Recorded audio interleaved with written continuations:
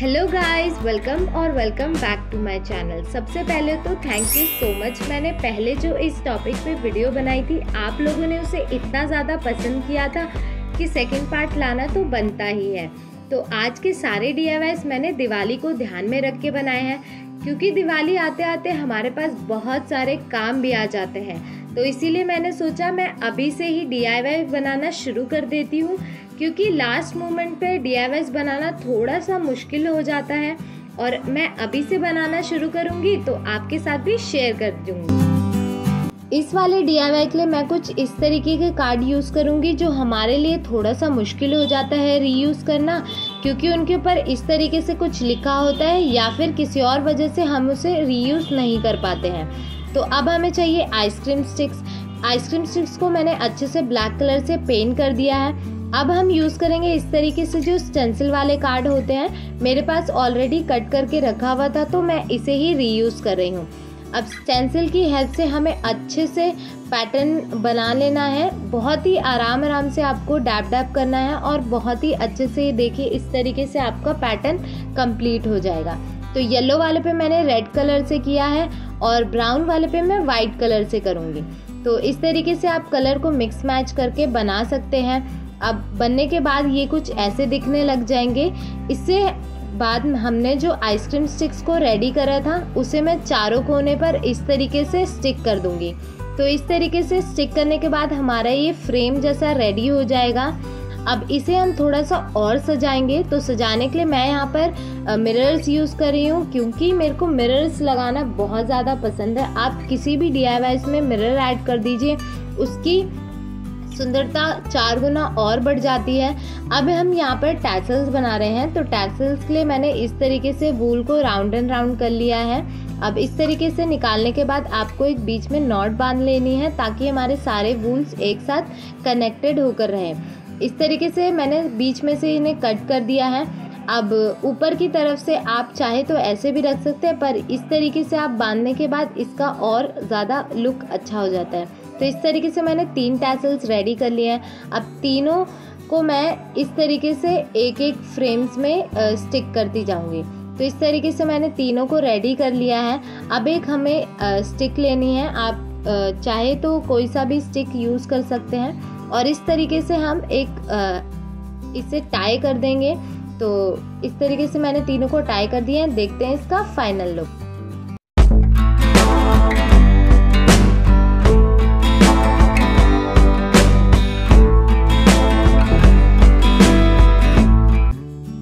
अब इस DIY के लिए मैं ये वाले फ्रेम्स यूज़ करूँगी, जो हमारे पिछले DIYs में से बच गए थे।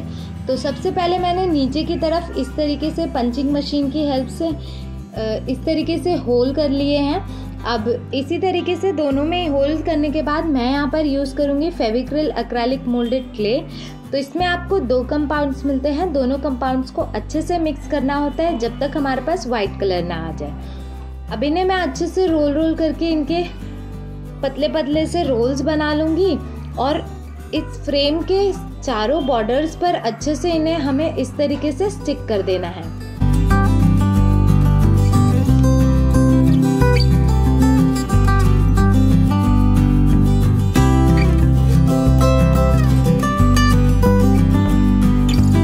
अब अंदर की तरफ भी मैंने पेपर से स्टेंसिल बना लिया था और इस तरीके से मैंने क्ले को अच्छे से स्टिक कर दिया है। इसी तरीके से हमें दूसरे वाले कार्डबोर्ड में भी बना लेना है। तो मैंने दोनों कार्डबोर्ड को रेडी कर लिया है। अब एक कार्डबोर्ड पे मैं ऑरेंज कलर से पेंट करना शुरू करूँगी। तो इस पे मैंने बाहर की तरफ ऑरेंज कलर किया है और दूसरे वाले कार्डबोर्ड पे अंदर की तरफ ऑरेंज कलर किया है। अब बाहर की तरफ येलो कलर इस पे मैंने किया है, तो दूसरे वाले पे मैंने अंदर की तरफ येलो कलर किया है। इससे ये एक जैसा लगेगा।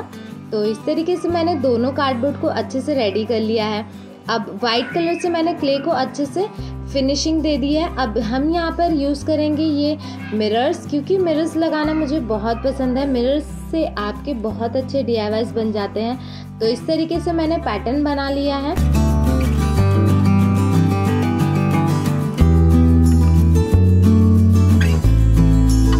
दोनों को मैंने इस तरीके से रेडी कर लिया है। अब यहाँ पर मैं नीचे के लिए टैसल्स बना रही हूँ।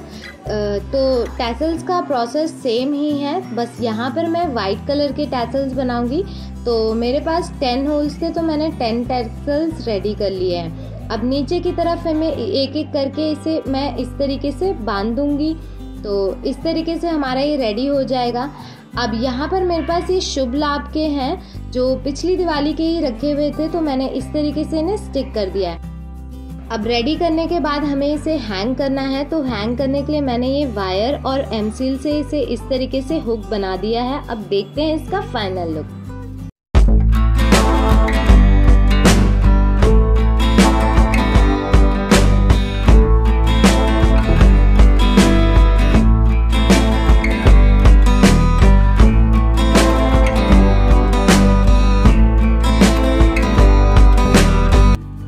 अब इस DIY के लिए हम कुछ ऐसे शादी के कार्ड यूज़ करेंगे जिसे खोलने के बाद इस तरीके से हमारे पास ये थिक कार्डबोर्ड मिलता है।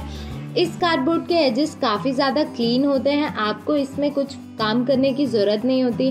तो मेरे पास सेम साइज़ के 4 मिल गए थे तो मैंने इन्हें ही यूज़ किया है।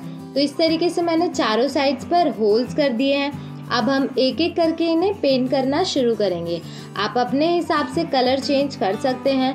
तो यहाँ पर मैंने बहुत ही वाइब्रेंट से कलर यूज़ करे हैं क्योंकि हमें दिवाली के लिए DIY बनाने हैं। और इस तरीके से मैं एक एक करके बहुत सुंदर सुंदर से वर्ड्स लिखूंगी। तो फर्स्ट वाले पे मैंने ड्रीम लिखा है, सेकंड वाले पे हम बिलीव लिखेंगे और थर्ड वाले पर मैं लिख रही हूँ इमेजिन और फोर्थ वाले पर हम लिखने वाले हैं अचीव। तो इससे हमें मतलब जब भी मैं इस DIY को देखूंगी बहुत ज़्यादा मोटिवेटेड फील करूंगी। तो इसीलिए मैंने ये अपने रूम के लिए बनाया है। आप मेरे DIYs अगर रिक्रिएट करते हैं तो मेरे साथ शेयर करना बिल्कुल ना भूलें। अब इसे हम थोड़ा सा और डेकोरेट करेंगे। तो इसके लिए मैंने शादी के कार्ड में से ही इस पेपर को कट कर लिया है सर्कल में और इस तरीके से कट करने के बाद हमें बस रोल करके ये हमारे फ्लावर्स रेडी हो जाएंगे। तो इस तरीके से मैंने और भी फ्लावर्स को रेडी कर लिया है। अब फर्स्ट वाले और थर्ड वाले पे मैंने इन्हें इस तरीके से स्टिक कर दिया है। अब हम थर्ड वाला और फोर्थ वाला लेंगे। तो फोर्थ वाले पे हमें नीचे की तरफ ये 2 टैसल्स बना के रखे थे तो इन्हें मैंने अच्छे से स्टिक कर दिया है। अब हमें एक मैंने जूट रोप लिया है और उसे सारे इस कार्डबोर्ड्स को एक साथ अरेंज कर दिए हैं। तो यहाँ पर हमें बीच बीच में नॉट बांधते रहना है ताकि ये जो कार्डबोर्ड है अपनी जगह पे रहे। और नॉट बांधने के बाद इस तरीके से हमारा ये वाला DIY भी रेडी हो गया।